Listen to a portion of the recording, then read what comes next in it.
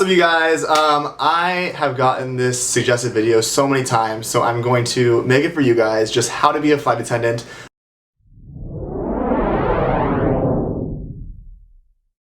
I got this job about 6 months ago, and it's probably one of the best decisions I've ever made in my life because I just love travel so much. I get to meet so many amazing people and see places that I would not normally be able to see.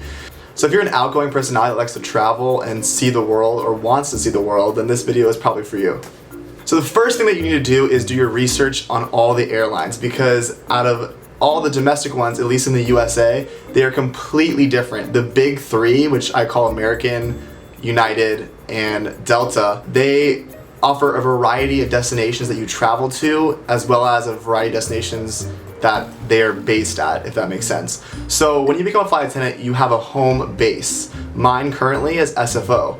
So if you don't really want to live in a specific area, that might affect your decision on what airline you choose. Because when you start out, you honestly need to be by your base. When you've been working there for a long time, you can try to commute from different states, but I highly recommend, it's very hard to do, so I highly recommend that when you first start out, you should want to at least live near your home base. So United's big ones are probably Newark, Los Angeles, LAX, SFO, whereas Delta has Atlanta, Detroit, I believe it has JFK as well. So they have different places that you might want to live in the country could affect your decision on where you want to go. So if relocating or just going to certain destinations doesn't really matter to you, then apply to all the airlines. There's no harm in that. I know a lot of people that did that and they just chose the one that they got hired for.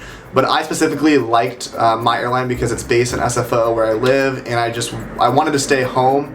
But a lot of people want to change. They want to go somewhere else. So just make sure you do the research for every airline and choose the one that you believe is the best fit for you. So along with where you are going to be based at, every distinct airline has different salaries, benefits, and perks that come along with the airline. One of the biggest that you get to fly standby to a lot of the destinations that you might want to see and travel to.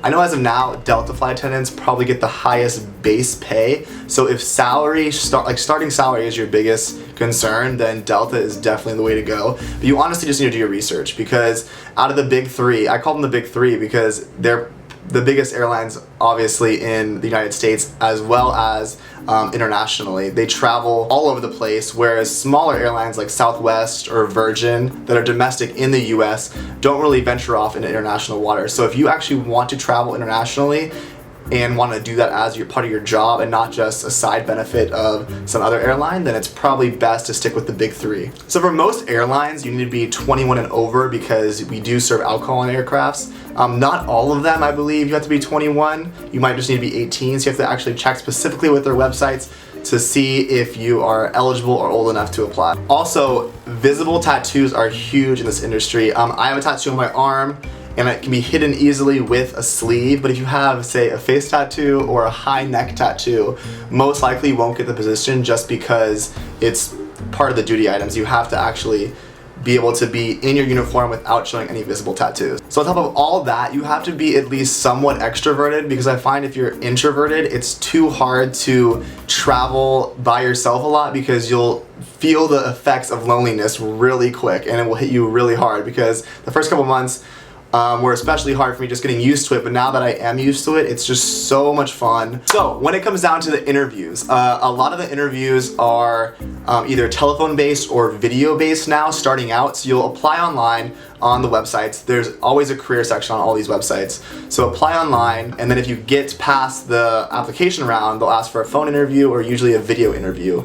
These interviews, you should be at least business casual dressed. I recommend just suit and tie. It's just easier. It looks more professional, and it's gonna come across as you're more prepared for the job. So once you have that first interview, it's very important. If you need to take a shot, because you have to be super energized, upbeat, because if this is the one chance that they have to see you, and you have to be super hyped up and extroverted, or else it's not gonna come across well on the screen, especially since they're not seeing you and interacting with you in person. And if you're one of those lucky ticket holders that gets to the next round, usually you're called to a base, have the interview process, which basically is an introduction of what the company has to offer. You're surrounded by a whole bunch of contestants or candidates, and then you get sectioned off into interviews. For these interviews, I highly recommend that you have to have some sort of customer service, or at least prove that you could be great at customer service, because besides safety, the number one concern for airlines is customer service and how you come across to customers and reacting in situations. You have to be able to diffuse situations properly and just make sure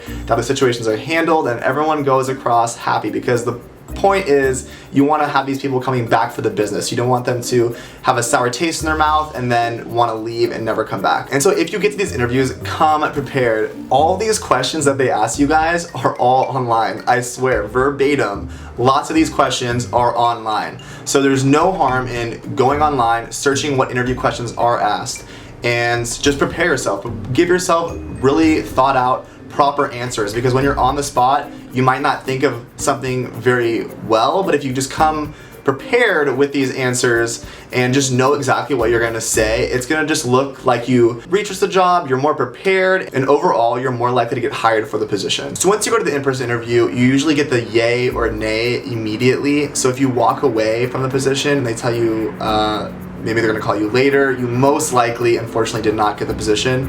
They're almost always gonna give you a drug test immediately if you get hired for the position, because they wanna make sure everyone's clean and ready to go, and just make sure they're all drug-free and they're not lying about whether or not their drug use is happening, I guess. And then after you get hired, you're gonna get a set date for your training, which is like the most important part, I feel like, of being hired. The hiring process is actually really easy for airlines. It's the training part that's the hard part. My training personally was 5 weeks long. Every airline's completely different. You're usually flown somewhere and have a 6-day-a-week schedule of just schooling and tests and drills, and they just want to make sure that you are fully prepared for the job, and they do cut people. It doesn't happen too often. As long as you make sure you do your work, make sure you're doing all of the tests, you will do fine, I promise. But just take it seriously when you go there, because they're watching you for everything you do. Some people that were partying and going crazy in my class got eliminated. Things like that could really affect your future in the company. So I hope this helps. I might make more videos later describing what exactly each of these airlines entails and what you have to do. You can hear right now, I'm near the airport right now. It's so loud, the airplane. But right now, this is just basically how to become a flight attendant. So it's really easy. Apply online. You're gonna be getting these phone or video interviews, so be prepared for those. And if you get the in-person interview, make sure you look online to see what exact questions they're gonna ask, because you wanna come prepared to these interviews.